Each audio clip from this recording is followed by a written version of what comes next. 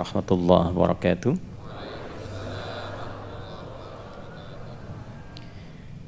Alhamdulillahi rabbil alamin. Ahmad rabbi alladhi allafa baina qulubina binuril imani fa asbahna bi ni'matihi ikhwana.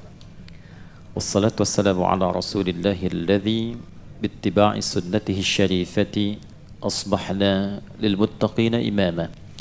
Fassalawatullahi alaihi wa salamuhu tam wa ala alihi wa sahbihi wa dhurriyyatihi wa ummatihi ila yaumiddini wa nahnu fi amamah wa ba'd. Faya ahbaballahi wa ahbaba rasulihi sallallahu alaihi wasallam, Bapak Ibu yang seluruhnya mudah-mudahan dicintai oleh Allah dan Rasulnya. Usi nafsi wa iyyakum bitaqwallahi faqad fazal muttaqun fala tamutunna illa wa antum muslimun. Bismillahirrahmanirrahim. Dari ayat yang telah kita bahas sampai dengan ayat ke-13 ya di pertemuan yang lalu, dan kita nanti akan teruskan sampai ayat ke-16 di pertemuan kali ini sebelum mengantarkan pada ayat ke-17. Surah ini memberikan isyarat kepada insan beriman, bahkan secara universal pada seluruh manusia, untuk mengingatkan pada satu kondisi. Ini yang belum saya sampaikan di pertemuan lalu, bahwa segala yang viral itu akan selalu menjadi perbincangan dan bahan diskusi. Maksudnya, ini belum kita bahas kan? Segala yang viral itu akan selalu menjadi perbincangan dan bahan diskusi. Saat surah ini diturunkan, di masyarakat sedang viral dua hal yang disampaikan oleh Nabi Sallallahu Alaihi Wasallam. Yang pertama adalah tentang Al-Quran, karena mereka biasa membuat puisi, syair, menjadi qasidah. Jadi gini, qasidah dengan syair dengan bait itu berbeda. Kalau disebutkan bait itu satu barisnya, lengkap, nanti ada atas dan bawah ya. Jadi atas itu nanti pembuka kayak pantun kan ya. Assalamualaikum warahmatullahi wabarakatuh. Nah, Anda jawab tuh ya. Baik, maka saya katakan misalnya Aura kasih pakai jilbab, terima kasih sudah menjawab ya. Yang pertama kan ada barisnya tuh. Halo, kenapa? Ya, terus yang kedua kan ada jawabnya ya. Nah, itu di bahasa Arab juga ada. Nanti formulasi syair itu dari bahasa Arab. Formulasi syair disebut bait kalau nanti ada bagian pembuka, ada jawab bawahnya. Ujungnya biasanya sama, disebut dengan saja atau qafiyah. Misal, sautus safiril bulbuli i hayyaja qalbi thamili i al-ma'u wa zahru ma'a a ya, nyambung nanti ke i lagi, ma'a zahri lahdhul muqali i fa anta ya sayyidali wa sayyidi wa maulali fakam tayammudi ghazayyirun uqayqali i qataftuhu min wajnatin min fili hadhar rajuli i faqala la la la la faqad ghada muharwili i wal walad wali waliya wal walali faqultu lat wal wili fabayinul lu'lu ali qalat lahu hina kadza in radidul muqali kahatan kakailali tabtabuli i dibawa ke nazm alfiyah kalamuna lafdhun mufidun kastaqim wasfun mafi'lun thumma harfunil kalim wahiduhu kalimatun wal qawlu am wa kalimatun biha kalamun qad yu'am bil jarri wat tanwini wan nida wa al wa musnadin lismi tamyizun hasal bita fa'alti atat wa ya if'ali wa nunik balanna fi'lun yanjalli. Jadi ujungnya i semua. Kalau ada 7 baitnya maka berubah disebut dengan qasidah. Di qasidah itu dimaknainya kumpulan 7 bait syair, 7 bait puisi. Dan tidak harus pakai rebana. Ya dana masjid pakai dana gitu ya. Enggak harus pakai rebana gitu. Ya, kan dimaknainya dulu qasidah begitu kan ya. Jadi qasidah itu kumpulan syair yang sampai 7 bait. 7 bait jadi qasidah. Nah, itu dia. Nah, untuk menyusun bait syair ini nanti ada 4 syarat. Kalau 4 syarat terpenuhi, jadi syair. Dan nanti ada yang mengetesnya. Misalnya zaman dulu ada Nabirah Az-Zibyani, itu mengetes. Jadi orang kalau bikin syair langsung ke beliau dicek, oh terpenuhi 4 unsur, boleh dipublikasikan. Nanti yang paling bagus diviralkannya, ditulis dengan tinta emas, ditempel di dinding Ka'bah. Hanya 7 terbaik. Ya, setiap periode 7 terbaik. Ini yang kelak diganti dengan kain kiswah bertuliskan kaligrafi Al-Quran setelah masa Islam nanti. Sebelumnya itu ini qasidah semua. Ada Imrul Qais, ada Khutai'ah dan sebagainya. Ini punya rumus 4 ini, 1 fasahah. Mesti fasih. Gak boleh ada celak-celak dalam kata-katanya. Nanti ukuran fasahah itu ada turunan sendiri. Yang kedua nanti uslub, gaya bahasanya mesti jelas, bagus dipahami. Yang ketiga khayal, ada daya imajinasi. Sehingga nggak monoton, langsung ke objeknya, tidak. Diimajinasikan dulu, kadang dikaitkan dengan benda tertentu, lalu dikembalikan lagi. Bedakan kayak gini, misalnya Anda mengatakan ke istri, Mama cantik sekali malam ini, bisa. Beda dengan yang kedua begini, ya, anti badrun. Ya. Beda dengan kita mengatakan anti kal badri, misalnya kan fil jamalah, tapi anti badrun, mah rembulan aja, masih kalah auranya sama Mama. Ya, nah itu badi namanya. Di syair itu banyak begitu. Ya, di syair banyak, ya. Nah, kemudian yang keempat itu ada apa? Ada musiknya, ada iramanya yang menentukan bagian akhirnya. Rumusnya ada 16, disebut dengan bahr. Ada tawil. Tawilun lahu dunal bukhuri fadailu fa'ulun mafa'ilun fa'ulun mafa'ilu kifa nabki min dzikra habibin wa manzili bisaqtili wa baina dakhuli fahawmali. Misal. Nanti ada rajas. Mustaf'ilun mustaf'ilun mustaf'ilun mustaf'ilun mustaf'ilun mustaf'ilun. Ada lagi madid. Mufa'alatun mufa'alatun fa'ilatun mufa'alatun mufa'alatun fa'ilatun. Tala'al badru alaina min thaniyatil. Rembulan sudah tiba saat di hadapan kita. Yang dimaksud rembulan Rasulullah sallallahu alaihi wasallam. Nah, itu tinggi nilainya. Nah, 16 formulasi ini sudah viral. Tiba datang Al-Quran, risalah istimewa melalui lisan Rasulullah sallallahu alaihi wasallam. Nah, Al-Quran ini enggak ikut rumus ini, 16 rumus tadi. Tapi semua isinya indah. Ada ayat yang ujungnya sama semua. Ujungnya sama, tapi enggak ikut formulasi ini, enggak ditemukan di rumus apapun di situ. Karena memang Quran bukan musik. Quran bukan syair. Wa ma huwa biqauli syair. Quran bukan syair. Karena itu gelombangnya, frekuensinya berbeda dengan syair. Karena itu mereka bingung. Kok bisa ujungnya sama tapi rumusnya enggak ada rumusnya? Enggak yang seperti dibuat manusia. Wadduha wal laili idza ma wadda'aka rabbuka wa ma walal akhiratu khairul laka minal gitu. Sama semua. Bingung mereka itu. Dan dibaca dengan lahzah, dialek manapun, itu sama juga ujungnya. Ada yang nggak bisa A, bisanya E aja. Sama ujungnya. Wadduhi wal-laili idza ma wadda'aka rabbuka wa ma walal akhiratu khairul laka minal. Tuh. Sama semua. Viral lah itu. Mereka saling bincangkan. Dan di antara isinya ada yang mereka belum pernah dengar sebelumnya karena sibuk dengan urusan dunia, yaitu tentang hari kiamat, tentang hari berpulang, tentang akhirat, mengingatkan kembali kepada Allah. Maka menjadi viral itu. Setiap yang viral berpotensi menjadi bahan diskusi dan perbincangan. Kadang-kadang yang agak repot dari diskusi dan perbincangan itu ada 2 hal yang disorot oleh Al-Quran. 1,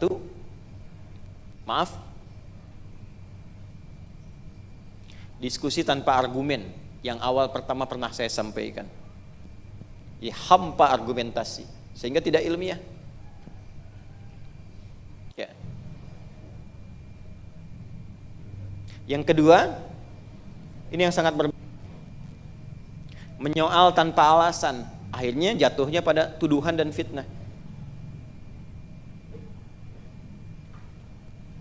Nah, hati-hati, seringkali viralitas, segala yang viral itu seringkali mudah memancing ranah diskusi, seringkali memancing mudahnya perbincangan, tapi yang terlibat dalam diskusi dan perbincangan itu kadang tidak banyak memberikan solusi, cuma menambah persoalan saja. Sehingga lahirlah apa yang disebut dengan ikhtilaf. Orang yang ikhtilaf disebut mukhtalif, jamaknya disebut dengan mukhtalifun. Amma yatasaalun 'anin naba'il azim. Nah, yang viral itu naba'ul azimnya. Alladzi hum fihi. Nah, dulu situasinya begitu. Maka hal yang ingin saya tambahkan yang belum kita kaji di pertemuan lalu adalah hati-hati kalau ada dalam kondisi kita, apalagi era sekarang, era digitalisasi, yang banyak diviralkan sehingga menjadi bahan diskusi, bahan perbincangan karena dipublikasikan dengan masif sekali, sehingga berpotensi terjadi hal yang diisyaratkan oleh Al-Quran di surah An-Naba ini seperti terjadi di masyarakat jahiliyah. Orang beriman gak terlibat dalam situasi itu. Kalaupun dia akan hadir di ruang itu, dia memberi solusi, bukan ikut meramaikan. Viral kan sudah ramai, gak butuh keramaian lagi. Yang paling repot tuh kadang-kadang masalahnya pada orang lain, yang ribut kok Anda gitu ya, terus gak memberikan solusi. Nah, itu perilaku jahiliyah yang seharusnya dihindari. Nanti ada hadis yang juga sedang saya riset sekarang ini, sangat serius saya merisetnya, tentang kondisi-kondisi mendekat ke akhir masa di bagian pertengahannya. Itu akan Nabi isyaratkan ada taqarubul aswaq, begitu mudahnya pasar diakses.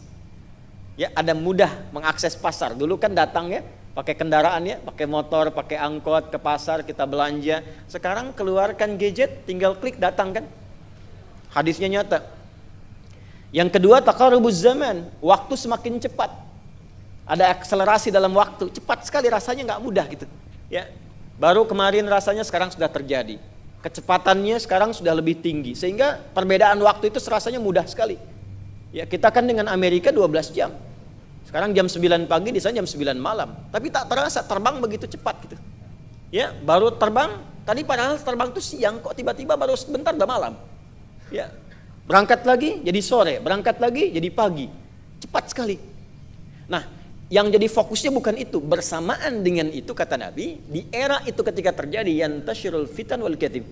Fitnahnya makin banyak, manipulasinya makin luas didapati. Jadi yang salah mudah terlihat benar, yang benar pun sadar itu benar tapi sulit mengungkap kebenarannya. Kemudian fitan itu turunannya banyak sekali. Ada hoax, ada kemudian polarisasi, ada perpecahan, ada pertikaian, ada, dan salah satunya ini yang kemudian diisyaratkan. Maka kalau sudah ada di era itu, prinsip ini penting kita bangun. Yang pertama, kalaupun ada sesuatu yang ramai dibincangkan, isu apapun itu, maka datanglah membawa solusi.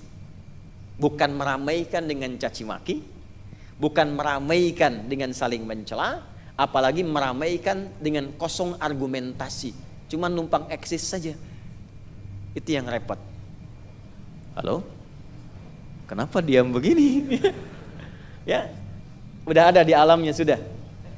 Kalau sudah ada, mesti hati-hati karena nanti akumulasi akhir-akhir sampai ke ujung itu adalah mengakumulasikan semua tantangan kita ini nggak mudah. Makanya para ulama mengatakan sebagiannya, udah kalau sudah mau dekat-dekat banyak maksiat begini, ujian utamanya satu aja kita pertahankan, jangan maksiat.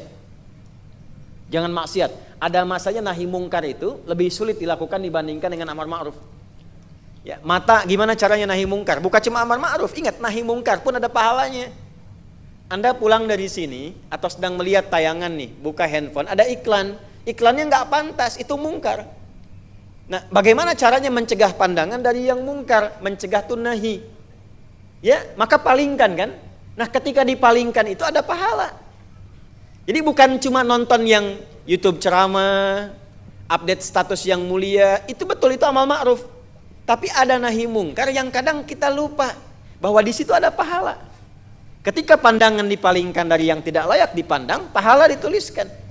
Jadi Islam tuh Masya Allah, Allah tuh sangat Rahman dan Rahim. Pahala itu banyak. Lisan ada terprovokasi untuk mencela, ditahan. Dasar, gak jadi tuh. Wal kadhiminal ghaidha, pahala bagi yang nahan amarah. Pahala. Ya. Ada orang salah, kita ada potensi memaafkan, dipalingkan dari amarah, diarahkan ke maaf, pahala di situ. Ya, jadi akumulasinya tinggi. Nah, ada masa di mana nahi mungkar itu akan lebih banyak terlihat peluang pahalanya untuk menghindarinya dibandingkan dengan praktek amar ma'ruf. Dan itu akan terakumulasi dari bahkan keburukan di masa lalu. Yang paling viral di masa Nabi Lut apa keburukannya? Ya, homoseksual, LGBT-nya belum ada, L-nya belum ada. Yang lesbi kan nggak ada zaman itu. Yang ada kan homoseksual kan? Laki-laki mencari laki-laki lain, ya, perempuannya normal semuanya. Bahkan kan Nabi Lut menawarkan, jangan yang itu, ini dia anak saya kalau perlu yang perempuan. Ya, mereka mengatakan enggak, itu udah nggak ada rasa, itu udah biasa. Nah, orang kalau sudah terlalu banyak penyimpangan seksualnya sehingga tidak ada rasa dengan yang halal, maka pelariannya pada yang haram. Maka di tempat-tempat negeri-negeri yang terbiasa berhubungan seksual sebelum dihalalkan, itu ketika jadi halal udah nggak biasa lagi. Makanya dia tidak merasa di situ ada kenikmatan, nggak ada tantangan, dia nyari yang lain, rusak keadaan dirinya, Jadi penyakit bukan bawaan fitrah, itu penyakit.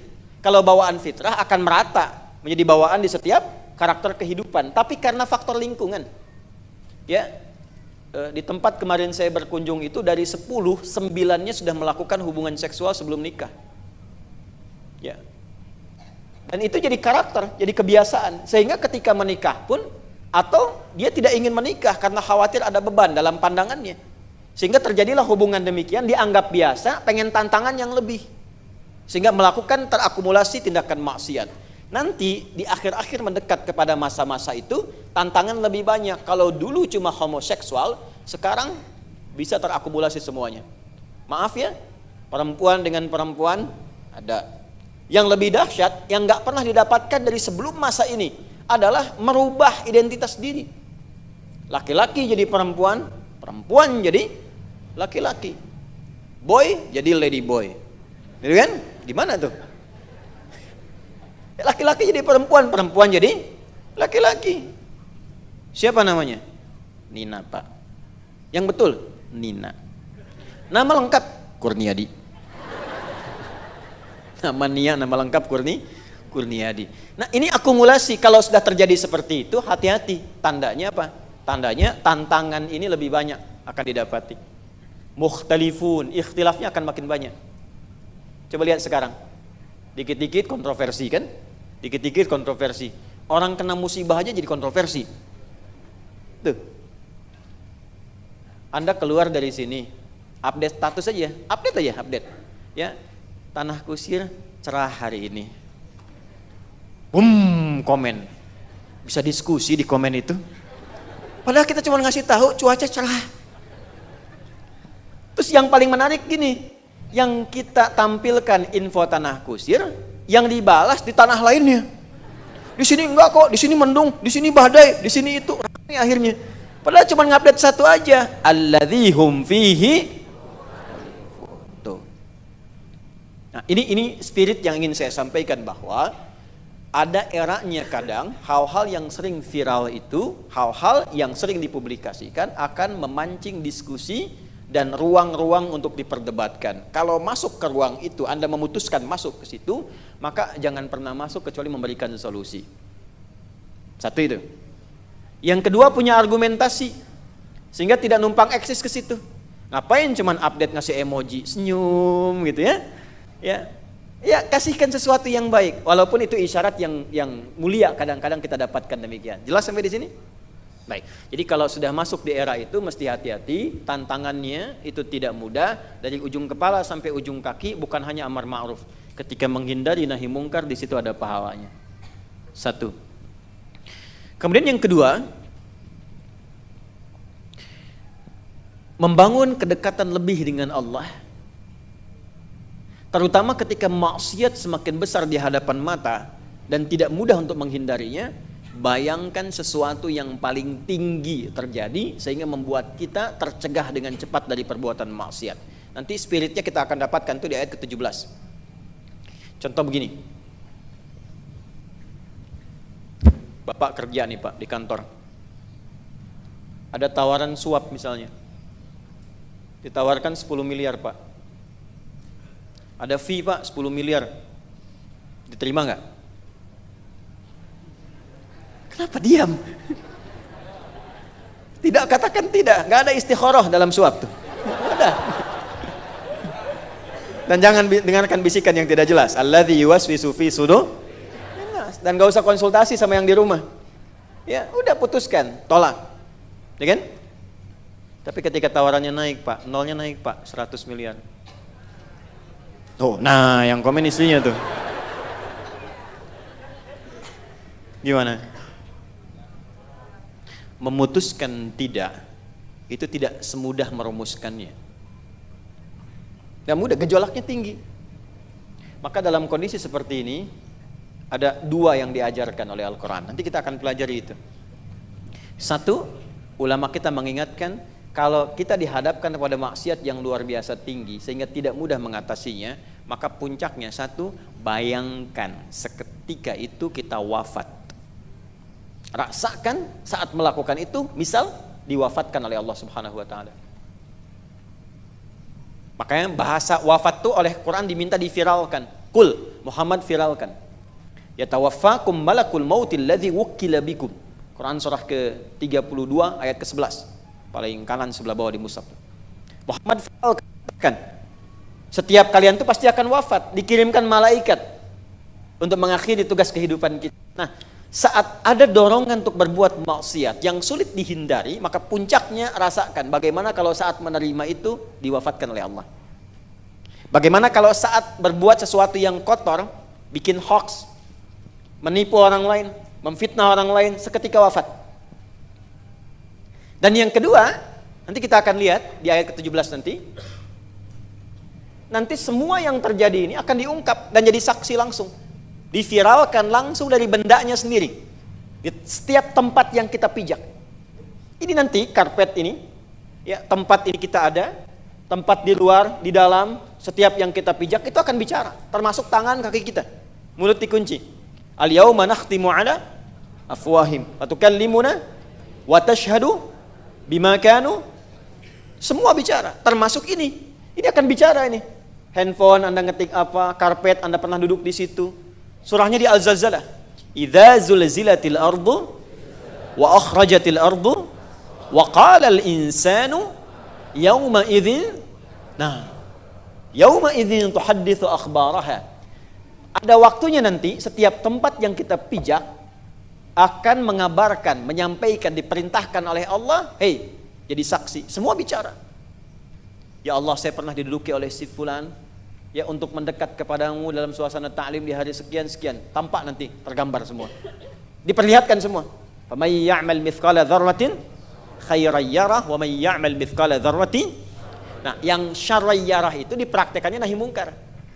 Jadi kalau Anda misalnya ada di satu tempat di kantor nih, suruh input nih, tambahkan nolnya ke situ. Rasakan, bukan cuma diwafatkan, itu komputer itu, termasuk keyboard yang Anda klik itu akan bicara di hadapan Allah. Akan bicara. Dan jadi saksi yang memberatkan, barang buktinya itu langsung bicara. Dan sekarang kan barang bukti bicara kan? Ya kan? Diolah TKP dilihat, ya. Ini loh buktinya. Saksi bisunya, tapi menjadi saksi yang menguatkan tindak kejadian yang berlaku di situ. Sekarang sudah ditampakkan di dunia supaya kita sadar. Karena itu kadang Allah mendahulukan persoalan dunia untuk membangun logika kita supaya sadar bahwa Allah yang membuat seperti itu mampu menampakkan lebih daripada itu. Itu yang menjadikan sebelum sampai ke titik ini, Allah dahulukan dulu semua persoalan dunia kita yang kita rasakan normal dalam keseharian. Maaf, kalau istirahat itu malam atau siang? Umumnya malam. Kalau siang dilakukan apa? Kerja, kan? Baik. Yang menurunkan air Allah dari langit lewat formulasinya dari apa dulu? Baik, kan dari air di bawah keserap ke atas oleh awan, kan? Kita rasakan tiap hari ya. Sekarang musim hujan ya. Baik, berarti hujan kita rasakan, malam kita istirahat, kemudian siang kita beraktivitas. Pernah jalan-jalan ke kebun, ada tanaman? Banyak tanamannya. Kebun Raya Bogor pernah ke situ? Kebun bunga pernah ke situ? Ya, kita keluar banyak tanaman dan sebagainya. Siapa yang menciptakan itu? Yakin? Maka semua hal yang kita alami dalam keseharian yang kita rasakan ditampilkan dulu sebelum menerangkan ini semua. Maka an-naba Dari ayat pertama sampai 5 itu persoalan viralnya, yang kadang-kadang orang banyak berdiskusi pada yang tidak penting sehingga lupa bahwa yang penting ketika dia pulang itu akan terjadi.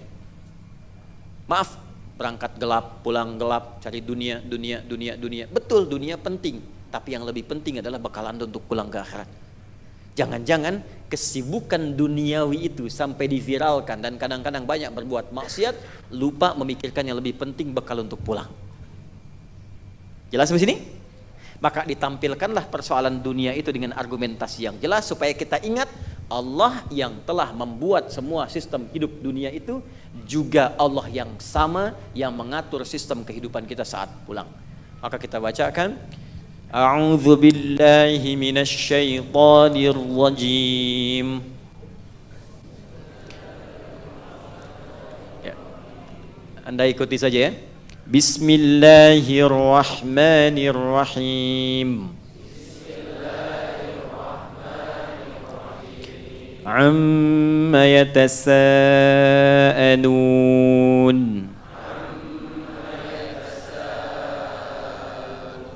Saya langsung tafsirkan cepat. Di konteks kehidupan dulu, apa sih yang mereka bicarakan?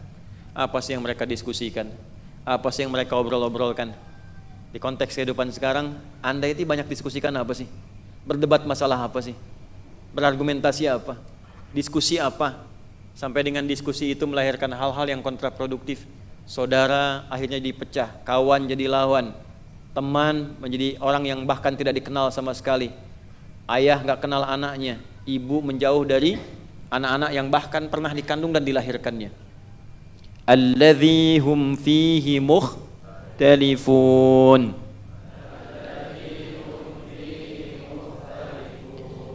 Kita ulang. Amma yatasaalun.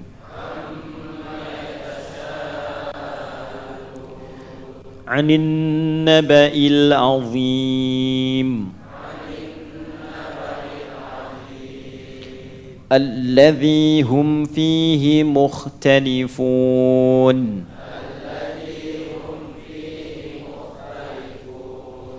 Konteks kehidupan dulu, mereka banyak berdiskusi tentang yang viral pada saat itu, yaitu Al-Quran, dan tentang kejadian kiamat, kematian, dan kembali kepada akhirat. Kenapa mereka banyak berdebat pada sesuatu yang tidak mereka pahami? Kenapa mereka tidak mencari solusi? Kenapa mereka tidak berdamai dalam kebaikan, mencari petunjuk untuk menemukan risalah yang benar? Di konteks kehidupan sekarang, banyak masalah-masalah viral, sering dikomentari, dipublikasikan, atau hanya sekedar membuat konten yang ingin viral. Bikin kegiatan-kegiatan tujuannya bukan untuk mengedukasi, tapi supaya viral saja, rame saja, banyak diskusi, banyak like, banyak dislike, banyak komen, banyak mendapatkan materi duniawi. Apa itu yang mau dicari? Sehingga lupa dengan kepulangan menghadap Allah saat Anda akan diwafatkan oleh Allah Subhanahu wa taala. Apa Anda senang konten Anda viral tapi melahirkan banyak perdebatan di masyarakat? Melahirkan banyak orang saling mencela, saling mencaci, saling terpecah belah, saling menjauh dari nilai-nilai kebaikan. Bahkan di titik itu Anda mendapatkan dunia, tapi saat yang bersamaan Anda membawa bekal-bekal keburukan saat akan pulang menghadap Allah karena meninggalkan jejak perdebatan di masyarakat. Kalla saya'lamun. Thumma kalla saya'lamun. Jangan pernah lakukan itu. Kalla, jangan pernah lakukan itu. Sekalipun jangan pernah lakukan. Kalau ingin berdiskusi, lakukan diskusi dengan cara yang benar. Datangkan argumentasi, berikan solusi. Karena semua apa yang kita kerjakan, satu saat kita akan tahu. Semua akan ditampakkan oleh Allah pada saat kita kembali. Sekarang kita diberikan pengetahuannya ilmu yaqin. Nanti kita akan lihat hasil perbuatan ainal yaqin. Dan akan merasakan akibat perbuatan itu haqqul yaqin. Karena itu Allah ingatkan 2 kali, jangan lakukan yang demikian. Rubah orientasi hidup kita, karena kelak Allah akan tampakkan yang membuat kita sadar bahwa apa yang kadang kita kerjakan tidak ideal menurut pandangan Allah Subhanahu wa taala. Alam naj'alil arda mihada wal jibala autada wa khalaqnakum azwaja وَجَعَلْنَا نَوْمَكُمْ سُبَاتًا وجعلنا الليل لباسا وجعلنا النهار معاشا وبنينا فوقكم سبعا شدادا.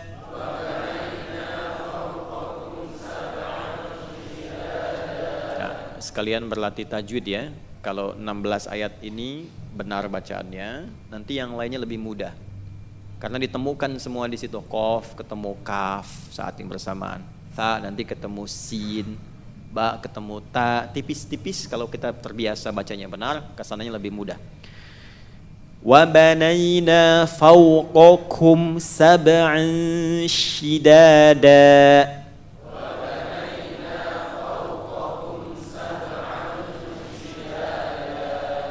Ikhfa tuh paling gampang gini. Kalau kita ikhfa, langsung pindah ke makhraj huruf berikutnya. Ya, sab'an langsung pindah ke cara mengucapkan shin. Sab'an shidada. Jelas? Wa banayna fawqakum sab'an shidada.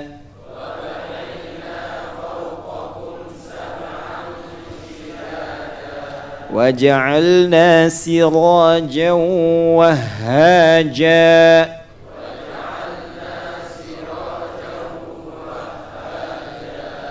وأنزلنا من المعصرات ماء ثجاجا.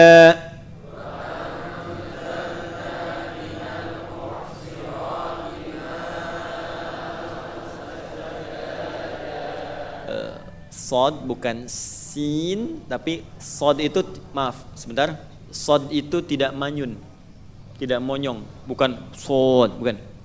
Di sedikit so.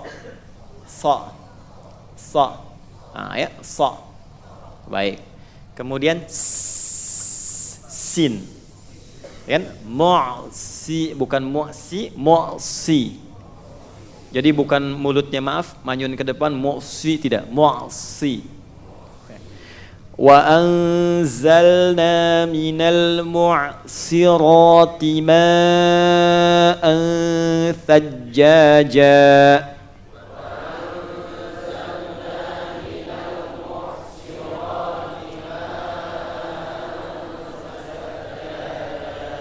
Dua ayat lagi.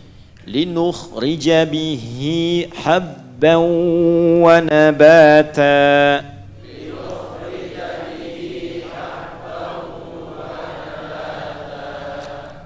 Ha dengan ha.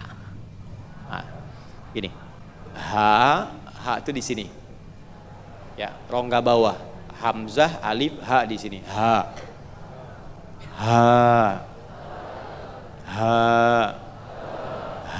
Redang. Ha. Ha di sini. Ha. Haus. Ha. Ya, ada getaran ha. Ya, ha di sini. Nah, biasanya kalau bihi itu udah pasti yang di sini. Bihi ha ini. Dan nafas agak banyak. Linukhrija bihi habban wa nabata.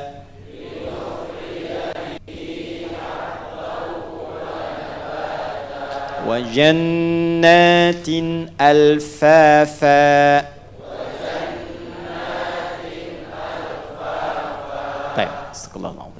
Perhatikan sebentar, dari sisi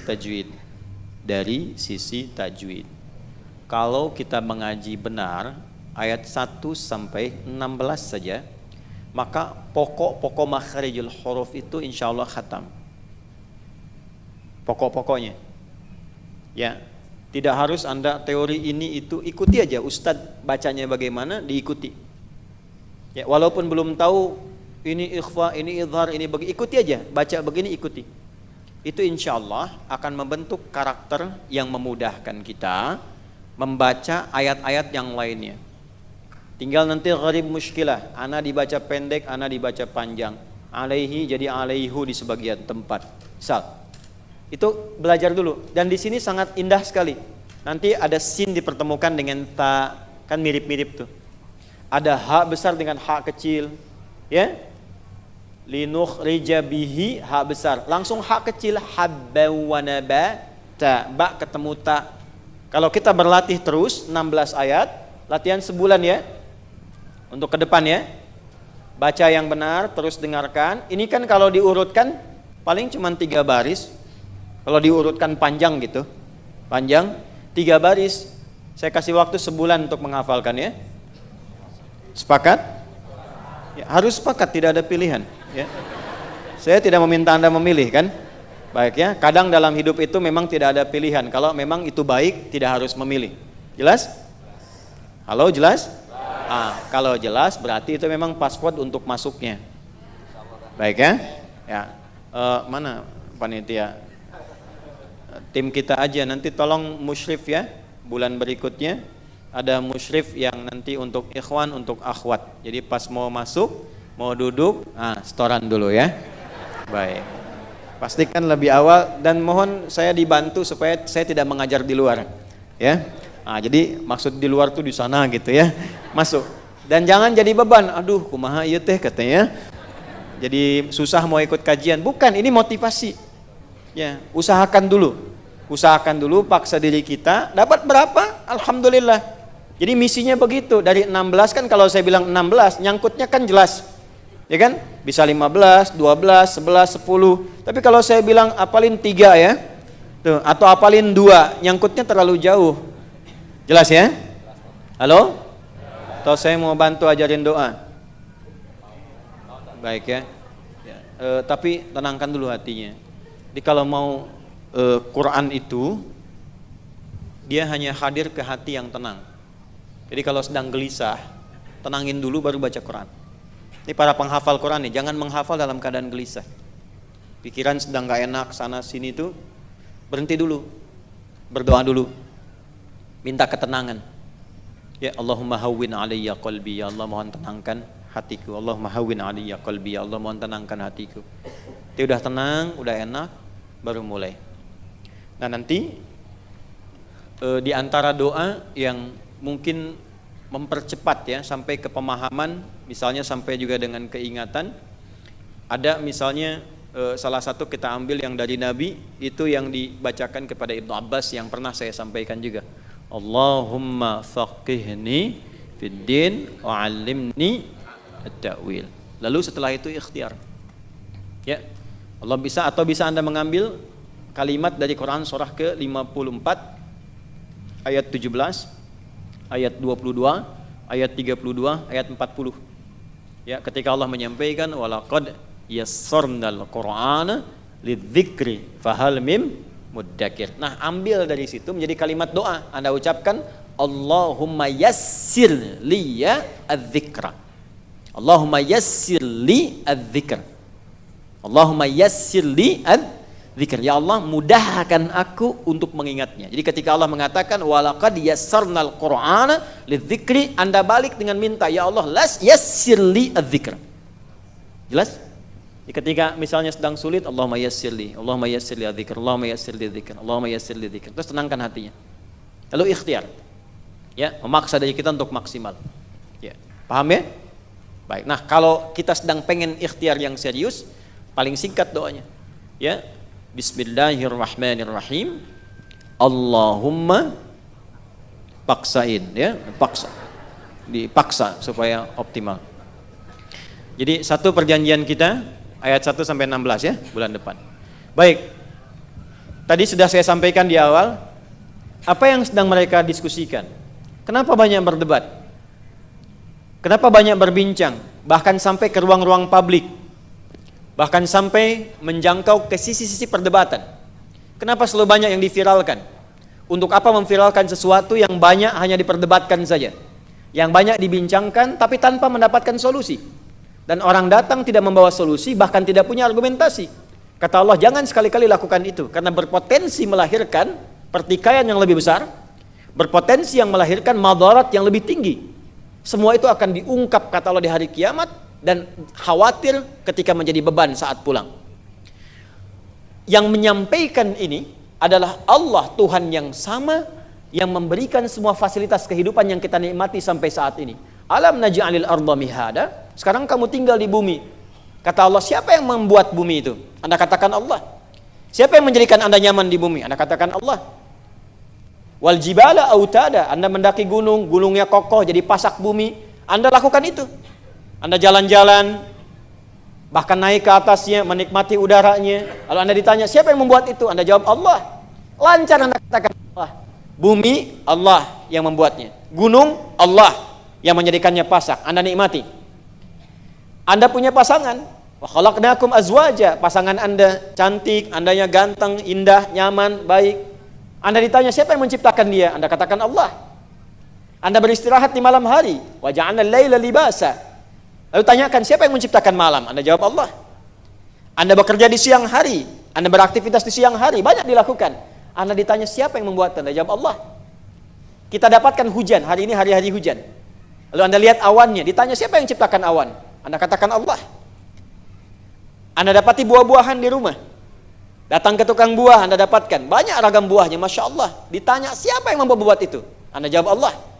Allah yang sama, yang membuat semua fasilitas kita itu, yang kita nalar dengan logika itu jelas, argumentasinya secara ilmiah kita ikuti itu, Allah yang sama yang mengingatkan kita, jangan berbuat tindakan yang buruk di tempat-tempat yang sudah aku bentangkan kemuliaannya itu.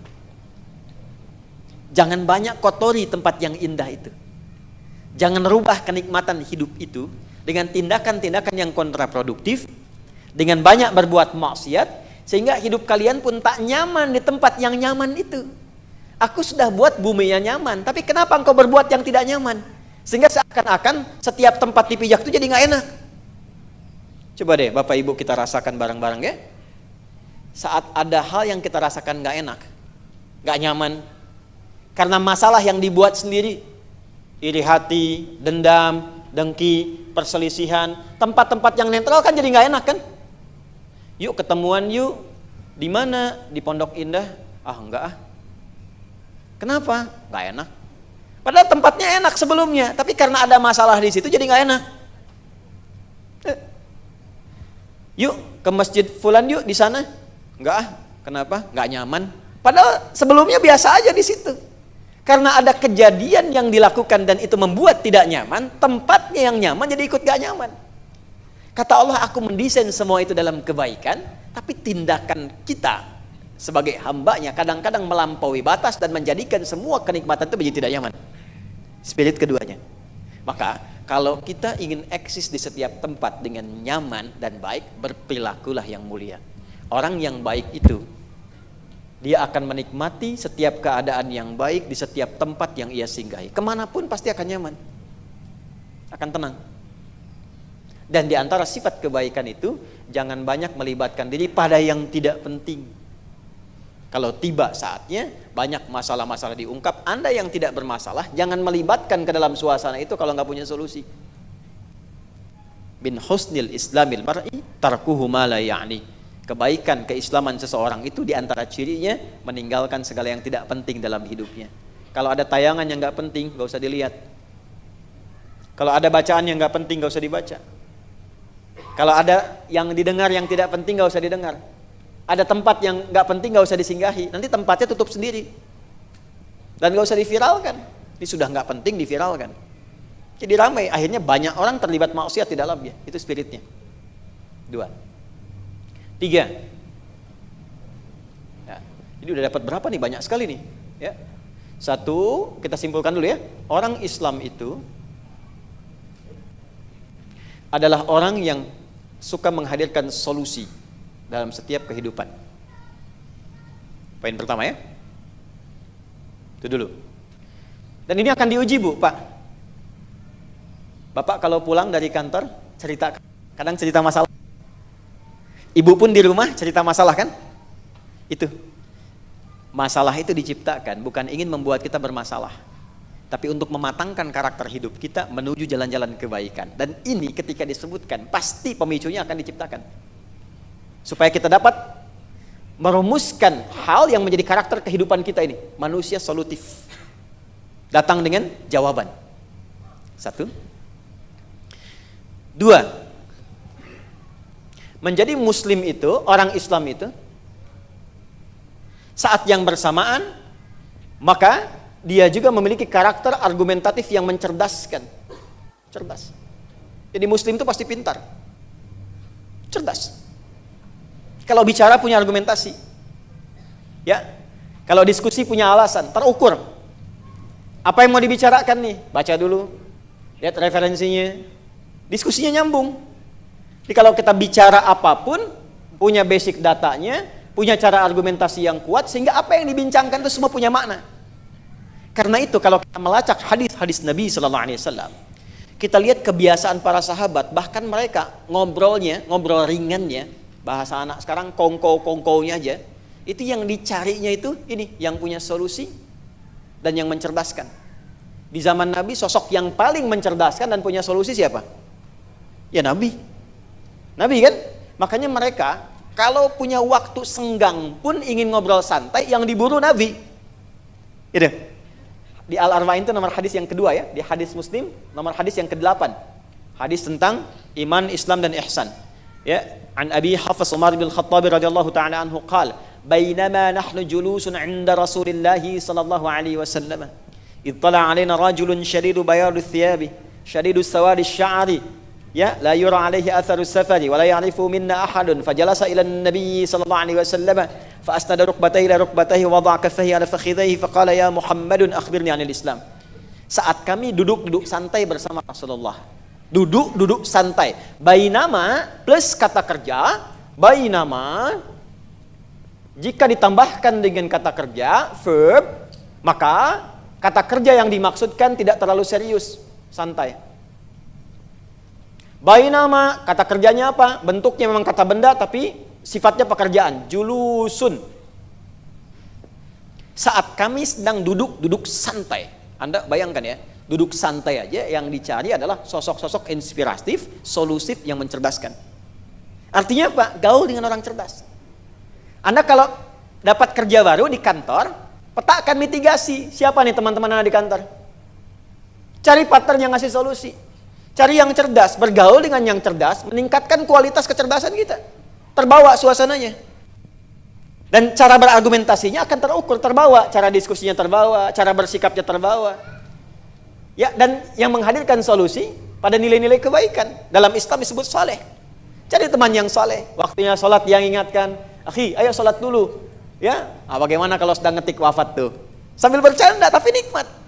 Yang satu dapat promosi jabatan, dia katrol temannya yang lain. Ya, kalau dia di militer, di kepolisian, satu angkatan dia naik, dia bantu kawannya yang lain. Kalau dia di jabatan, di bisnis pekerjaan, dia promosi jabatan, dia support temannya yang di bawah. Itulah keindahan dalam Islam. Cari teman yang demikian. Di rumah ciptakan suasana begitu. Dengan anak, ciptakan argumentasi, kasih solusi, ngobrol. Kan tahapannya ada kan di Quran? Anak kecil dipanggil bunai, sayang. Ya kan? Sudah naik nanti ke SD, agak kelas akhir, kelas 5, kelas 6. Mau masuk ke SMP, perintah. Bunai tapi plus perintah. Sayang plus perintah. Latih. Supaya tidak larut dalam kasih sayang dan tidak mudah nanti saat diperintah karena terlalu manja. Maka di psikologi Quran, kalau anak mulai usia 0 sampai dengan menjelang baligh, ya, usia 5 tahun, 6 tahun, 7 tahun sampai menjelang 9, 10 tahun, itu masih bunai. Bunai itu sayang, rasa sayang yang dalam. Makanya balik dari anaknya pun sayang ke ayah, ke ibunya. Tapi setelah dia masuk agak tahap ke awal plus mau baligh, itu dekati dia dengan perintah. Sayang, ya kasih tugas ya. Ini kakak yang rapihkan kasurnya. Adik yang nyapu ya. Yang ini aja, yang ini biar mama yang teruskan. Tuh. Bapaknya sama. Ayo kita minum sama-sama. Ada yang bikinin tehnya ya. Ini cara bikinnya nih. Ayo sayang, sini. Sayangnya masih ada, tapi perintahnya jalan.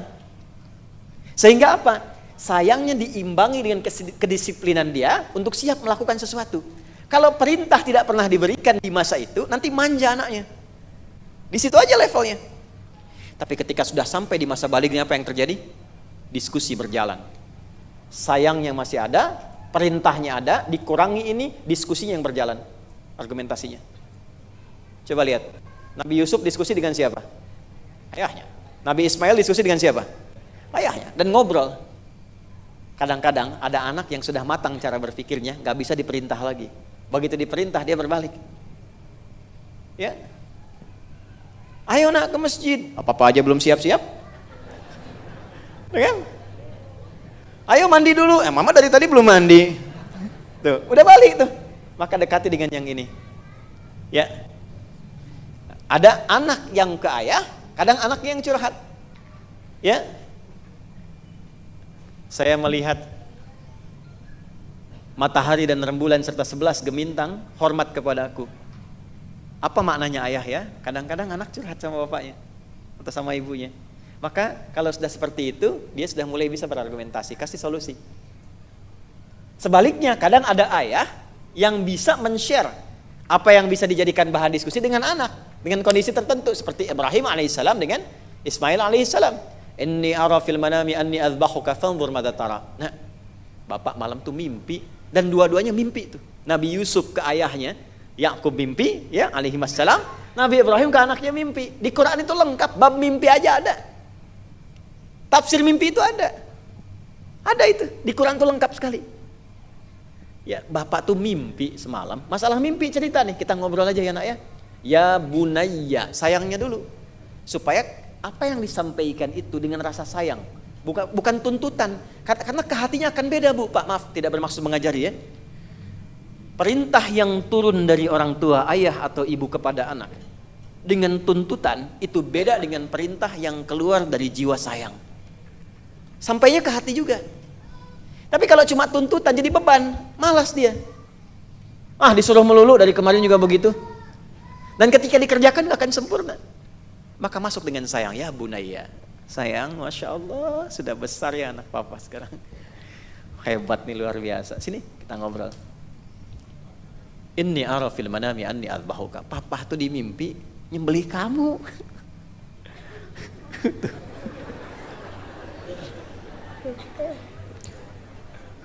Yang bener Pak.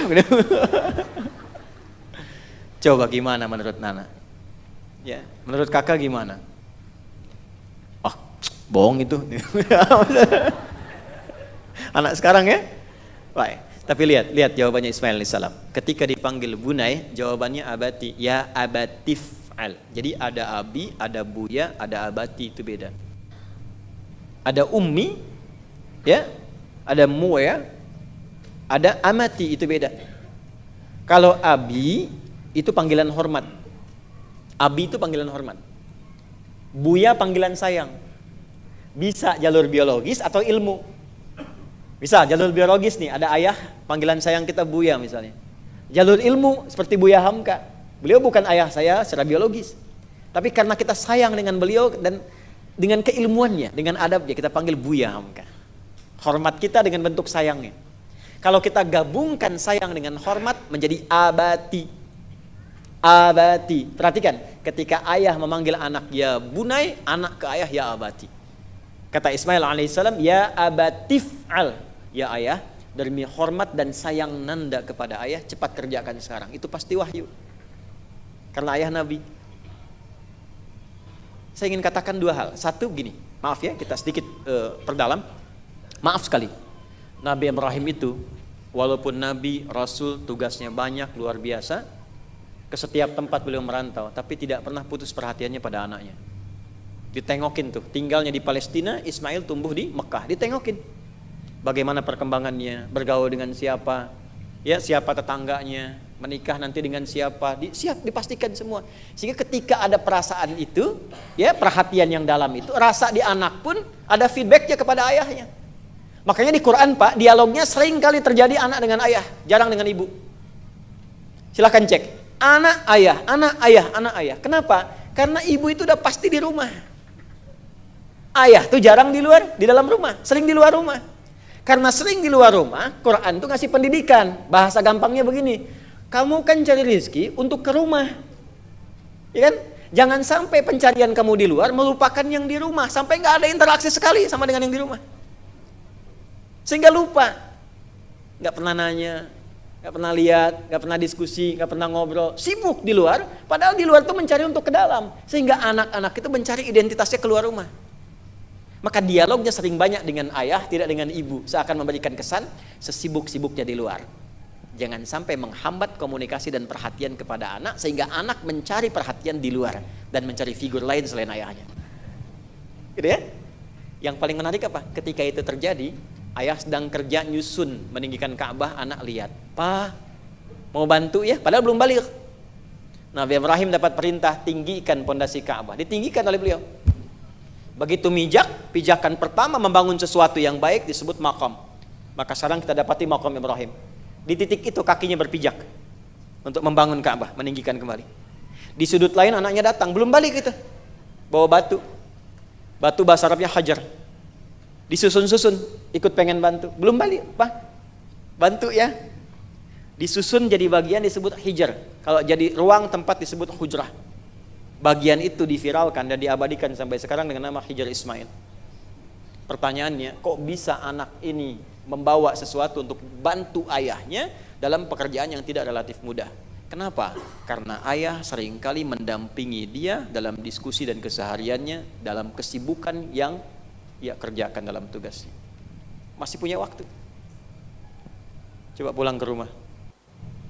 Jangan-jangan anak yang pakai mobilnya, Anda yang cuci dan isi bensinnya. Hah? Anak yang tidurnya, ibu yang merapikan segalanya. Yang lebih dahsyat tadi, bapak cerita mimpi pun untuk disembelih, anak malah mendukung. Sekarang lakukan, Pak. Pasti itu wahyu. Ya, coba tes pulang dari sini. Tadi bapak waktu ngaji mengantuk. Lihat menyembelih kamu. Gimana kira-kira? Bid'ah itu.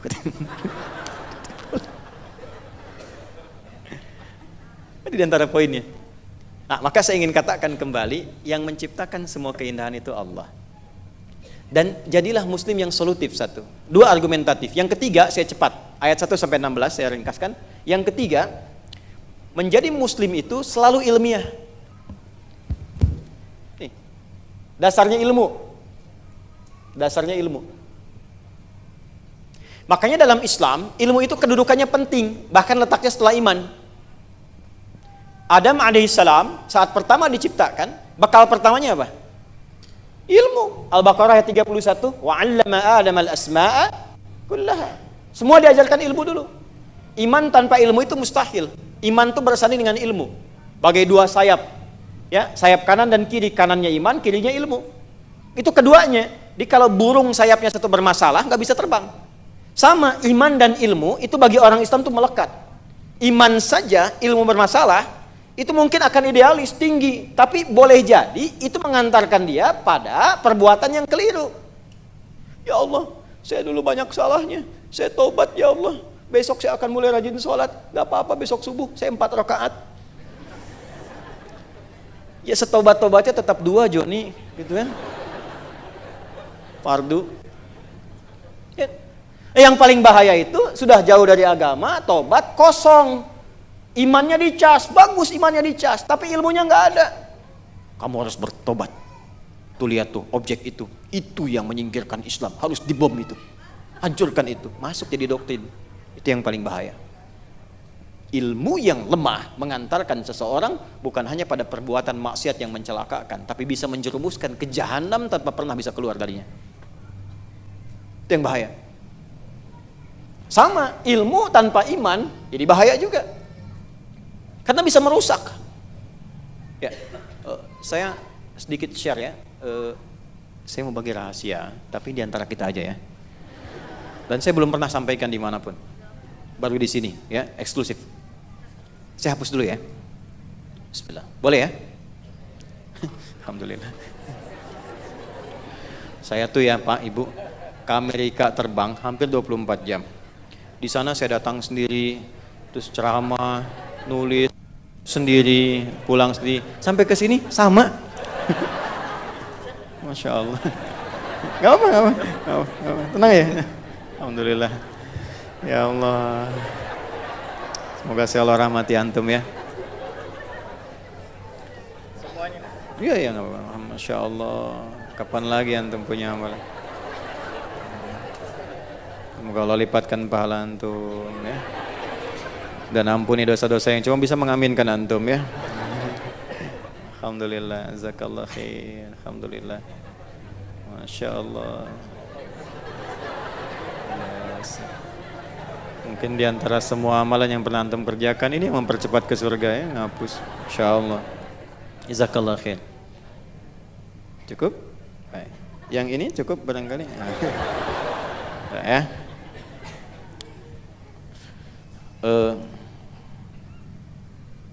I was in US few days ago. Kenapa ketawa? When I was there, I saw, of course, so many difference between Indonesia and US, especially and a thing related to the system of life. Paham nggak? Oh enggak, kita balikin lagi ya. Singkatnya beginilah gitu ya. Jadi saya bikin gambar dulu lah sini ya. Peta bukan gambar, saya tidak pandai menggambar. Ini kurang lebih. Saya ambil garis tengah di sini. Saya bagi dua. Saya berada di posisi ini. Dari sini ditarik ke sini, kurang lebih 500 meter sampai 1 kilo. Saya ambil yang paling panjang 1 kilometer aja. Ke sini saya ambil 1 kilometer juga. Ini di Amerika disebut dengan National Mall. National Mall. Jadi bentangan yang bisa disaksikan oleh semua warga secara umum, apapun statusnya. Mall nasional, bukan tempat belanja, tapi tempat melihat. Kalau kita ingin melihat konfigurasi sistem kehidupan di Amerika, kemudian yang selanjutnya adalah miniatur kehidupan mereka, salah satunya bisa dilihat di sini. Di sini ada Capitol, kayak DPR-nya. Capitol. Di sini ada Tugu Deklarasi. Ya, yang nanti Bung Karno pernah ke situ pulang-pulang bikin Monas. Ya, ada Tugu Deklarasi. Ini serius betul. Ini Tugu Deklarasi. Ditarik ke sini sekitar 500 meteran di White House, yang rumah dinasnya presidennya, tinggal presiden White House. Kan? Sini. Tugu ini dikelilingi oleh bendera-bendera sesuai dengan state-nya, jumlah state-nya. Karena ada 50 states, 50 negara bagian karena federal dikelilingi ini. Dan ini masyarakat bebas beraktivitas. Ke sini ke White House ini kalau kita ambil jarak, ini ada jalan dulu ke sini, kemudian di sini ada tempat percetakan dolar, treasury-nya. Di belakangnya ini persis White House. Tarik ini ke sini, ini ada jajaran museum sampai sini. Museum-museum ini ada nasional tentang Amerika disusun bagaimana, dari mulai sejarahnya, benderanya, ininya macam-macam, sampai update terus sampai ke yang sekarang, tahun ke sekarang. Disusun dari awal sampai update tahun ke sekarang. Bagaimana kampanye berlaku, topinya sampai ke Trump, sampai ke Biden sekarang, itu semua beritanya update di sini. Dan masuknya free, gratis. Ini museum semua, sampai ke sini, museum hewan, ya macam-macam dari yang artefak sampai ke dinosaurus misalnya apa gitu ya, diperkenalkan aja untuk jadi sesuatu yang ilmiah. Kemudian ke sini ada aerospace, museum Dirgantara di sini. Dan ke beberapa bagiannya ada memorial. Memorial tuh kita bisa belajar, lihat memorial parknya misalnya ada Thomas Jefferson di situ, quotes-nya apa, ininya apa. Jadi semua pendiri yang terkait dengan Amerika yang inti-intinya disertakan di sini. Yang mau saya katakan begini, Amerika itu negara sistemik, sistem yang diberlakukan. Karena itu kalau ke Amerika, sistemnya sudah berlaku. Jadi masuk ke situ itu karena didesain berdasarkan sistem, maka semua rapi. Kedisiplinan, keadilan, kejujuran, secara sistem iya, bagus. Dan itu diperlihatkan pada masyarakat untuk setiap saat diingat. Jadi kalau orang-orang kesini ke National Mall, dia jalan, ya, dia bisa lihat, oh ini saya merdeka tuh begini. Ini deklarasinya pernah di sini. Orang tua kita membangun ini. Sekarang ada negara bagian sampai dengan 50. Berarti 50 negara bagian ini dari manapun dia datang mesti bersatu. Dan ini mesti kelihatan ke sini, nggak ada jarak. Nggak ada jarak apapun, kelihatan. Jadi kalau dari Capitol ini keluar anggota dewan dari partai manapun, mau Republik, mau Demokrat, debat di dalam ini rame, keluar dari sini bersatu lagi karena melihat ini. Dari manapun ada perwakilannya. Benderanya ada di situ. Ya, saya mau dari Houston, dari California, dari mana state-nya manapun, keluar dari situ, kita bersatu untuk ini. Tugunya tugu pemersatu. White House juga sama di sini. garis lurus ke sini. Jadi kalaupun di sini ada agenda-agenda pribadi dan sebagainya, keluar dari sini sadar dia. Semua rencana yang disusun mesti untuk menyatukan ini semua. Maka secara sistem sudah bagus, sudah rapi, sudah baik. Makanya Anda berangkat ke sana sistem semua baik. Bagus, rapi, lancar. Ya, di jalan dimanapun sistem berjalan, ketat sekali. Dan itu menata sistem kehidupan bernegara menjadi rapi. Masyarakat menjadi rapi, disiplin bagus. Tapi ada satu yang lemah. Semua sistem itu tidak dipersonifikasi kepada setiap personnya, setiap orangnya. Jadi ternyata setiap orang yang hidup di sana walaupun sistemnya bagus, orangnya lemah. Orangnya lemah. Karena ini hanya disusun berdasarkan sistem kemasyarakatan. Jadi kalau secara personal, silahkan Anda bebas. Anda mau mabuk, terserah Anda. Mau zina, terserah Anda. Ya, secara pribadi, tapi jangan bikin itu di lingkup sosial. Mabuk silahkan, tapi kalau Anda mabuknya ganggu orang lain, baru ditindak. Zina, terserah. Kalau suka sama suka, silahkan aja. Tapi kalau yang dizinahi istri orang, masalah. LGBT bebas kalau pilihan pribadi. Tapi kalau sudah ganggu orang, jadi masalah. Nah, jadi yang lemahnya itu di sini. Makanya ketika ini lemah, tanpa disadari, ini pun pasti akan merusak sistem. Pasti akan merusak, karena tanpa disadari akan terakumulasi dari sini menjadi goncangan. Akhirnya karena di sininya kadang-kadang nggak bisa, ya karena sistemnya sudah kuat, orangnya banyak yang lemah, termasuk masuk di institusi, akhirnya apa? Kekacauan yang terjadi pada pribadi diwariskan keluar, karena di dalam itu sudah kuat dengan sistem. Itu yang dibawa keluar. Ya, LGBT-nya dibawa keluar. Sehingga kalau ada turis-turis masuk ke wilayah kita ke pantai, rusak tuh daerah itu tuh. Banyak LGBT dan sebagainya. Budaya mabuknya diekspor keluar. Ya. Kemudian apalagi pemikiran dibawa keluar, perangnya dibawa keluar, produksinya di sini. Karena kalau di sini dibuat, tindakan langsung dilakukan. Ini yang jadi masalah. Islam menata kita bahkan secara personal dari sebelum kita membentuk sistem kehidupan. Supaya apa? Kalau orangnya semua baik, pasti mereka akan bersepakat dengan kebaikan dengan sistem apapun. Maka surah An-Naba mengajarkan kita dasar-dasar kebaikan secara personal. Menjadi muslim itu satu, mesti pintar. Menjadi muslim itu dua, mesti solutif, argumentatif. Dimanapun berada jadi contoh. Anda tugas di mana, kerja di mana, pekerjaan Anda, jadi contoh, jadi teladan. Jangan sekedar numpang kerja. Kita itu agen dakwah. Kalau ada kejujuran, Anda yang paling jujur di situ. Kalau ada kedisiplinan, Anda yang paling disiplin. Jam kerja jam 7, datang jam 7 kurang seperempat. Ya. Kalau perlu jam 6, karena Anda security misalnya. Ya, nggak apa-apa. Ya. Kalau ada larangan korupsi, Anda yang jadi tokohnya, Anda teladannya. Di kampus, jadikan yang paling hebat, paling ilmiah, paling solutif, paling argumentatif, duduk paling depan.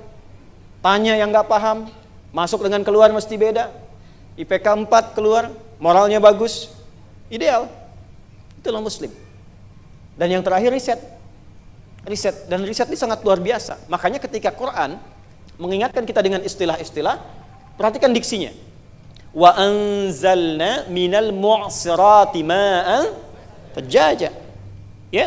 Dan kami turunkan dari proses yang tercipta dari serapan yang muncul di awan, terpusat di awan. Mu'sirat itu dari kata asir. Asir itu jus yang diperas. Diambil, tarik, turun ke bawah lagi. Artinya apa? Quran meminta kita meriset gimana bisa terlahir hujan tuh. Dari mana awan bisa mengumpulkan gumpalan asap itu? Naik dari mana? Riset. Maka muncul ilmu di situ. Kita dapatkan ilmunya. Oh, ternyata ini dari penguapan di bawah. Ya, kemudian dari penguapan jadi uap ke atas, jadi awan. Ukuran ketinggian menentukan, semakin tinggi ke atas, semakin temperaturnya semakin dingin. Jadi kalau jatuh dia butirannya agak besar. Pecah kemudian ya ketika masuk ke dalam sistem bumi, semakin tinggi jatuh semakin kecil. Kenapa di sini hujan rintik-rintik? Ya, kenapa yang di sini salju? Kenapa yang di sini esnya berbentuk? Riset. Nanti apa yang bisa dimanfaatkan dari situ? Itu Islam. Anda jalan-jalan lihat hewan aja disuruh riset kok. Di mana kitab suci mengajak kita meriset sesuatu dari apa yang kita lihat? Jalan ke kebun binatang, ke taman safari, lihat unta. Jangan cuma dilihat. Kalau lihat foto itu masih biasa. Muslim itu afala yanzuruna ilal ibili kaifa Riset dong kata Allah, coba riset untuk menemukan kebesaran Allah. Riset. Nazara itu melihat dengan detil, menganalisis. Bagaimana unta diciptakan? Apa bedanya unta dengan hewan lain? Dilihat. Kakinya ada berapa? Bagaimana selaput di matanya? Kok bisa nyimpen air di bagian temboloknya sehingga dia bisa bertahan tidak minum selama sebulan? Apa manfaat dari unta? Keluarkan. Sampai ke biologinya, sampai ke gizinya, keluarkan. Nanti terapkan di hewan lain. Itu contoh di antara sekian banyak. Banyak ayatnya, inna fi khalqis samawati wal ardi wa ikhtilafil laili wan nahari la ayatin liulil albab. Itu siang malam tuh kita diminta oleh Allah. Nah, hasil riset ini jadi knowledge, data dicerna jadi informasi nanti diterjemahkan jadi knowledge, pengetahuan. Ya. Ini yang dipelajari. Maka muncul fisika, muncul kimia. Dulu orang baca Quran melahirkan ilmu, ilmunya dipelajari sampai sekarang. Turunannya itu. Nah, ketika menemukan ilmu itu bukan memperkaya diri atau menikmati dunia, untuk mengingat kebenaran semua apa yang Allah sampaikan sehingga menjadikan kita lebih dekat dengan Allah. Kan teori ini muncul dari fenomena kan?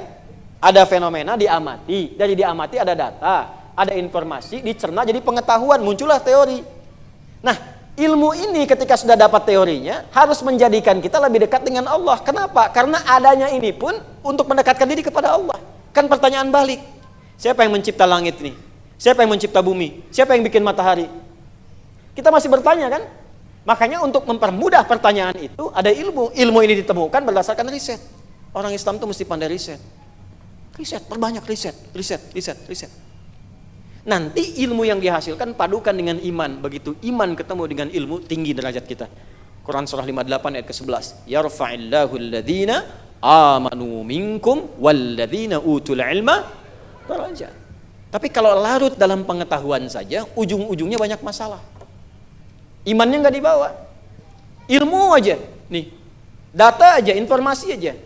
Ambil data, tengah-tengah informasi, kemudian ilmu. Informasinya publikasikan, ramaikan, semua diinfokan, semua diupdate. Sakit.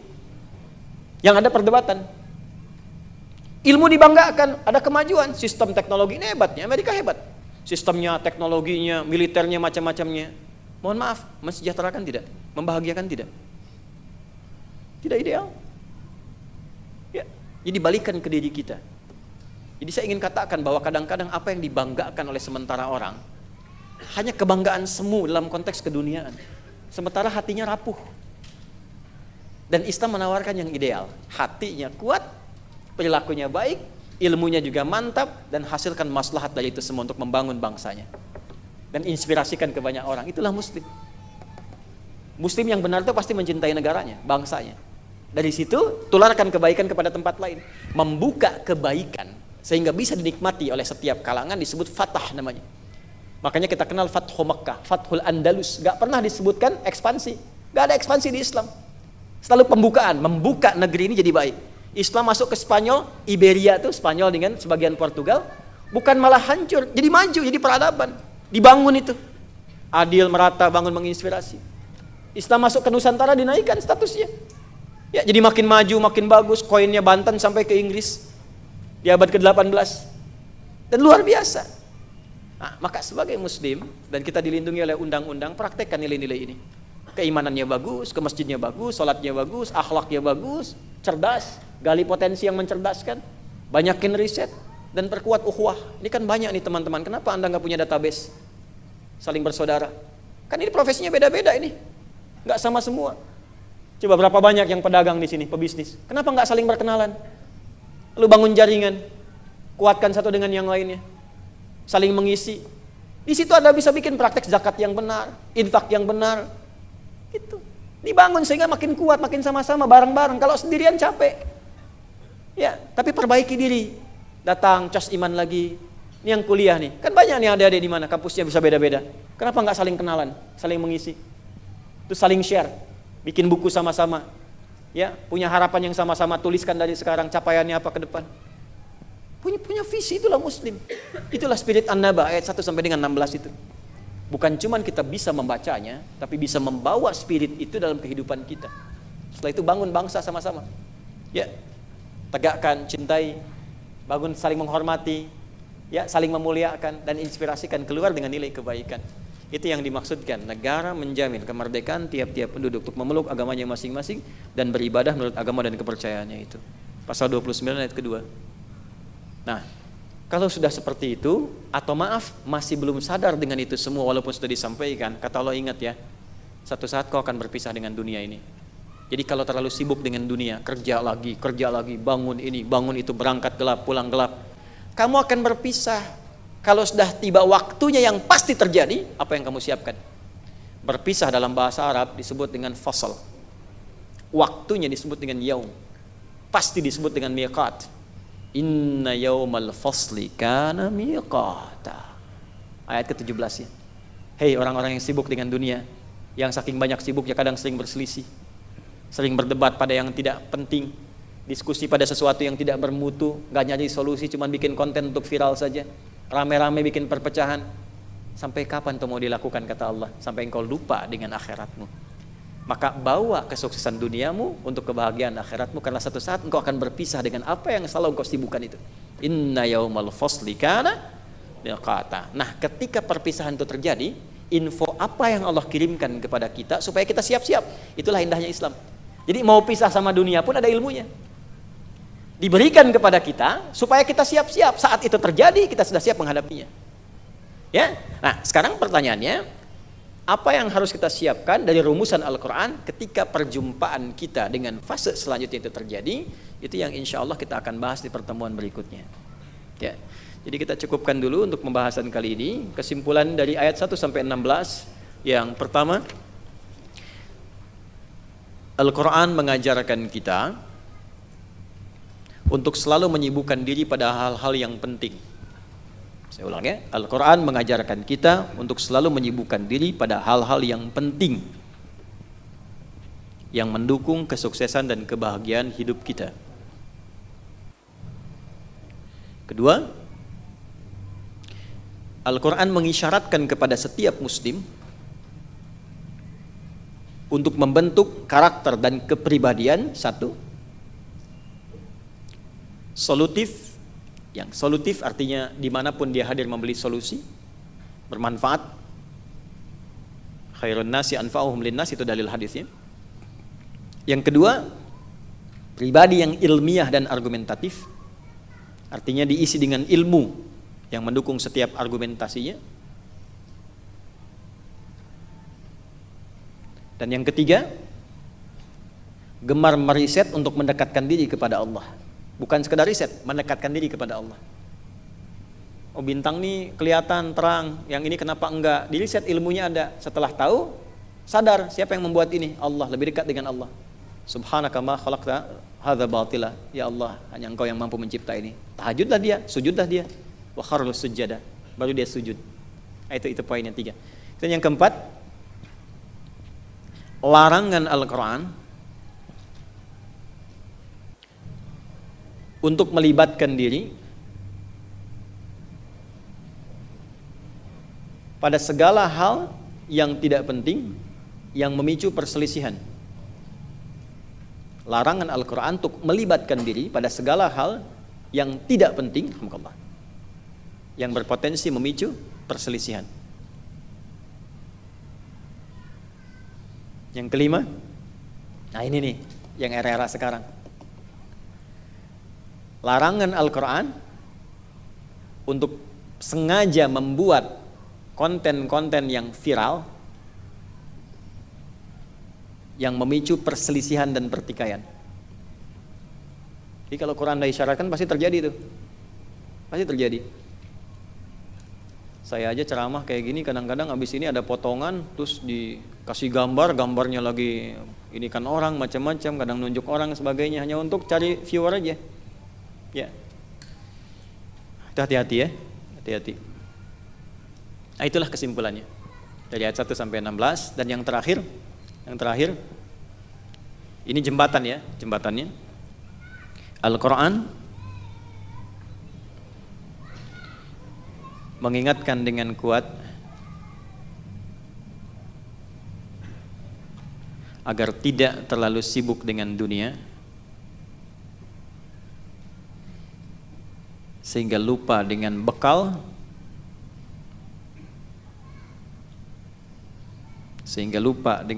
utama saat meninggalkannya. Itu meninggalkan itu yang inna yaumal fasli, sehingga lupa dengan bekal utama saat meninggalkannya. Baik. Nah, nanti bekalnya bagaimana, seperti apa, nanti kelanjutan setelahnya 7 dan seterusnya nanti di poin berikutnya insyaallah kita pelajari kembali. Insyaallah nanti saya resumkan juga. Saya sekarang sedang menyiapkan tafsir singkat juz amma. Ya, jadi nanti ada panduannya dari juz amma, dari An-Naba sampai An-Nas nanti saya siapkan supaya nanti setelah, jadi mudah-mudahan Ramadan nanti sudah bisa ada. Di saat nanti kita libur Ramadan Anda tinggal baca ya, di situ nanti kita ketemu kembali dalam ta'lim, bisa kita jelaskan dengan baik. Izin menyampaikan informasi. Yang pertama, adik-adikku yang insyaallah akan berangkat ke Tripoli dan Zilitin untuk belajar, kurang lebih ada 36 orang. Dan insyaallah kami biayai Bapak Ibu sekalian, akomodasi dan semuanya. Itu kami niatkan mereka untuk jadi calon ulama ke depan, bisa meneruskan kembali. Saya minta dengan sangat kalau sudah berangkat, tolong serius belajar yang benar dan jangan pulang kecuali kalau sudah cukup bekal ilmunya, minimal sampai S3 selesai. Ya, karena beasiswa yang kita siapkan sampai dengan S3. Yang kedua, hari ini adalah terakhir untuk penerimaan program PKU, Pendidikan Kadar Ulama, yang langsung belajar dengan saya di Bekasi. Saya sudah siapkan tempat khusus, tinggalnya dengan saya nanti di sana. Hanya 20 orang, semua kami tanggung, makan, minum semuanya, dan itu nanti setingkat S1 dan bisa diteruskan S2, S3. Jadi ijazahnya langsung dari luar negeri. Ya, dengan saya belajar, nanti ada syekh juga dari yang lain, dari Al-Azhar, dari Sudan. Kemudian nanti ada yang dari Mekah. Nanti ada pembekalan ke Mekah 30 hari dan seterusnya. Nah, ini penutupannya hari ini. Ada 10 kuota lagi. Jadi kalau Anda mau daftar, silahkan mendaftar, nanti akan diseleksi. Ikuti syaratnya yang telah disampaikan di media sosial. Sudah kita sampaikan informasinya baik di YouTube ataupun di Instagram. Yang ketiga, Bapak Ibu sekalian, kita sedang speed up untuk mempercepat pembangunan pesantren, khususnya di area-area yang pokok, masjid dan beberapa kelas, supaya nanti ada kelas-kelas khusus yang kita lakukan di sana.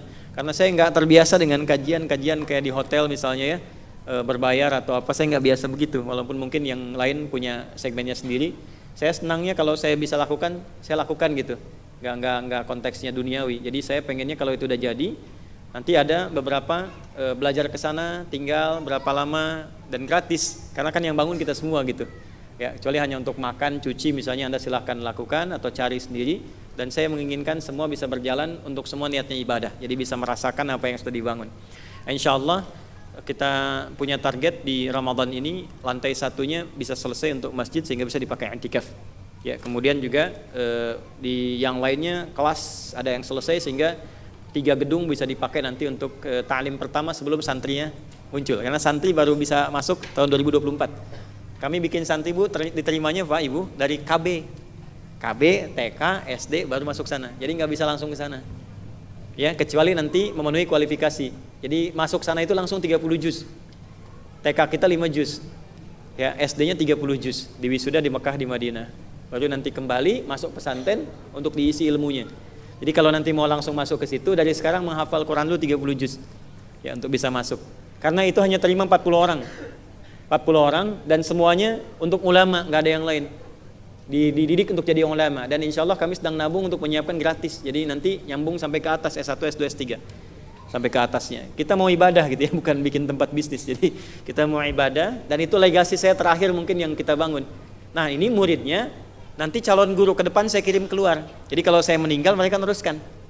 Ya, jadi nanti ada yang di Mekah, ada Madinah, nanti kami dapat kuota tahun depan untuk ke Madinah, nanti kita umumkan.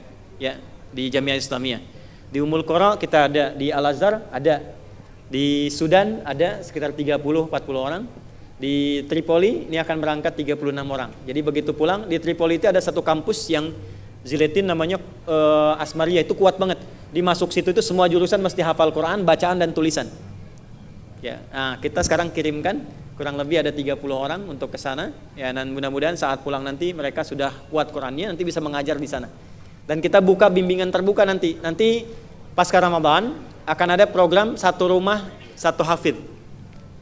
Ya, jadi nanti ibu, bapak siapkan keluarganya, paling minimal 1 penghafal Quran, ahli Quran ada di rumah. Dan kita berikan pendidikannya, itu gratis.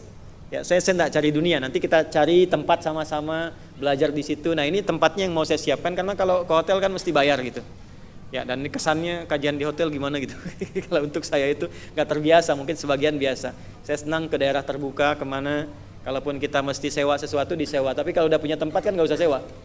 Ya saya itu tanahnya semuanya, tempatnya, gedungnya semua wakaf. Jadi saya nggak miliki sedikit pun. Dan semua yang melekat pada kami ini kamera wakaf semua. Supaya nggak ada kesan memiliki, setelah itu bisa diteruskan oleh siapapun. Jadi yang ikut semua jadi wakaf, jadi ibadah semua, insya Allah. Terima kasih, saya ingin ucapkan terima kasih atas support yang diberikan. Kalau masih mau berwakaf nanti ada akunnya bisa teman-teman lihat di Bank Syariah Indonesia, Ma'had Islam Rafiah Akhyar, nomor rekening 111 3 kali 1-nya 4444 4 kali 4-nya 142. Dan itu hanya berlaku setelah selesai, setelah itu kita tutup kembali. Yang terakhir, mohon izin, Ramadan saya tidak akan mengajar. Saya ulang ya, Ramadan saya tidak akan mengajar. Karena itu kita cuma punya 2 pertemuan lagi. Nah, sesi depan dan selanjutnya itu akan dibagi 2. Bulan depan Februari kita masih lanjutkan An-Naba yang ini. Mungkin nanti tinggal 4 sebelum akhir. Jadi ada 3 bagian, 1 sampai 16, 17 nanti sampai kurang lebih 25 30, sisanya nanti kita bagi yang terakhir 3 bagian. Untuk Februari itu khusus meneruskan ini. Untuk Maret awal itu kita akan mengkaji fikih puasa. Ya, karena nanti sekitar 23 atau 24 Maretnya sudah masuk Ramadan. Dan saya Ramadan gak akan mengajar, saya hanya akan ibadah. Karena itu materi terkait dengan Ramadan akan kita selesaikan sebelum masuk Ramadannya. Sehingga saat Ramadan tinggal beramal saja, tinggal ibadah, ya tidak perlu menambah pelajaran kecuali mungkin dengan kultum saja, ya yang kuliah tersalah antum ba'da Isya itu. Baik, saya kira itu yang bisa disampaikan. Kita akhiri dengan berdoa dan saya mohon izin setelah doa berikan saya akses yang memudahkan karena kami akan langsung ke bandara. Saya akan terbang ke Lampung untuk tabligh akbar nanti malam ya. Jadi kita berdoa, mudah-mudahan doa kita dikabulkan Allah Subhanahu wa taala. Alhamdulillahi rabbil alamin. Nahmaduka ya Allah hamdan tamamal hamdi kama 'allamtana an nahmadak wa nashkuruka syukran kama 'allamtana an nashkuraka antal muqaddim wa antal muakhir bi yadikal khair innaka 'ala kulli syai'in qadir. Allahumma 'allimna ma yanfa'una kama 'allamana rasulukal mustafa sayyidina Muhammad sallallahu alaihi wasallam. Ya Allah, anugerahkan kami pengetahuan yang bermanfaat seperti ditunjukkan, dibimbing oleh Rasul kami Nabi Muhammad sallallahu alaihi wasallam. Allahumma salli wa sallim wa barik ala habibikal karim rasulikal mustafa al-amin sayyidina Muhammadin wa ala alihi wa sahbihi wa dzurriyyatihi wa ummati ila yaumiddin. Allahumma ya Allah, limpahkan keberkahan, kemuliaan, kesempurnaan nikmat kepada Rasulullah sallallahu alaihi wasallam, keluarga beliau, keturunan beliau, kami umatnya ya Allah sampai dengan hari kami kembali kepadamu. Allahumma alif baina qulubina waj'al jam'ana hadza jam'an marhuma wa tafarruqana min ba'di tafarruqan ma'suma. Ya Allah, lembutkan hati kami untuk menerima hidayah-Mu dan jadikan pertemuan kami pertemuan yang mengikat persaudaraan di antara kami, dan bila pun kami mesti berpisah jadikan perpisahan kami menyatukan kami dalam cinta dan rahmat-Mu. Rabbana atina fid dunya hasanah wa fil akhirati hasanah wa qina adzabannar. Wa sallallahu ala sayyidina Muhammad wa ala alihi wa sahbihi ajma'in. Wa akhiru da'wana subhanakallahumma wa bihamdika asyhadu an la ilaha illa anta nastaghfiruka wa natubu ilaik. Walhamdulillahi rabbil alamin. Jazakumullah khair. Terima kasih. Mohon maaf semua. Assalamualaikum warahmatullahi wabarakatuh.